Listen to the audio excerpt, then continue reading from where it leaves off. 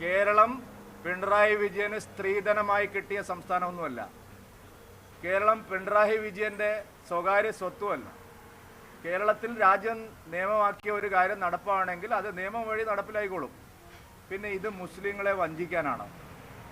നിങ്ങൾക്കറിയുമെന്നറിയില്ല, കൊല്ലത്ത് പിണറായി വിജയൻ, അതായത് CAA Indian പാർലമെൻറ്റിൽ ചർച്ചയ്ക്ക് വന്നതിന് ശേഷം കേരളത്തിൽ ബംഗ്ലാദേശി നുഴഞ്ഞുകയറ്റക്കാരെയും മറ്റ് ഇൻഫിൽട്രേറ്റേഴ്സിനെയും പിടിച്ച് അകത്തിടാനുള്ള കോൺസെൻട്രേഷൻ ക്യാമ്പ് കൊല്ലത്ത് തുടങ്ങിയിട്ടുണ്ട്.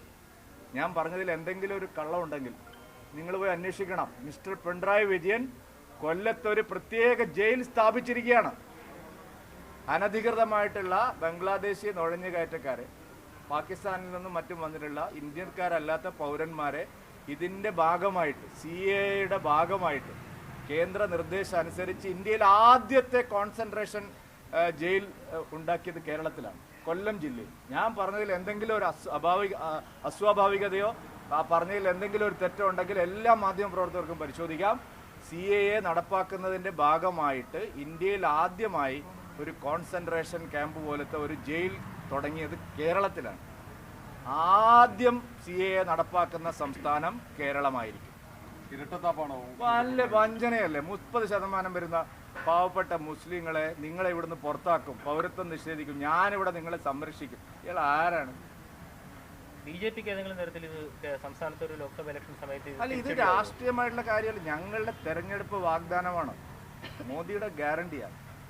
ഞങ്ങൾ കഴിഞ്ഞ 2 തെരഞ്ഞെടുപ്പുകളിലായി മാനിഫെസ്റ്റോയിൽ പറഞ്ഞ ഓരോ കാര്യങ്ങൾ നടപ്പായിക്കൊണ്ടിരിക്കുകയാണ്. മാൻഡേറ്റ് ഉണ്ട്.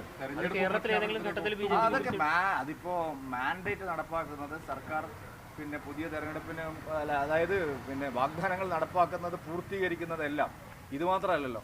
മോദി എന്തെല്ലാം ഗ്യാരണ്ടി പൂർത്തിയാക്കുന്നു? CAA പാർലമെന്റിൽ ചർച്ച ചെയ്തിട്ട് കൊല്ലത്രയായി. അതിനു വേണ്ടിയിട്ടുള്ള എന്തെല്ലാം നിയമ നടപടികൾ നടക്കും. ഇപ്പോൾ 1 India 1 election വരുന്നു വിചാരിക്കും, അങ്ങനെ പറയുമായിരിക്കും. അതിനു വേണ്ടിയുള്ള പ്രോസസ് നടന്നുകൊണ്ടിരിക്കുകയാണ്. അവിടുന്ന് എന്ത് പറഞ്ഞാലും ആദ്യം നടപ്പാക്കുന്നത് കേരളത്തിലാണ്. കള്ള പ്രചരണമാണ്.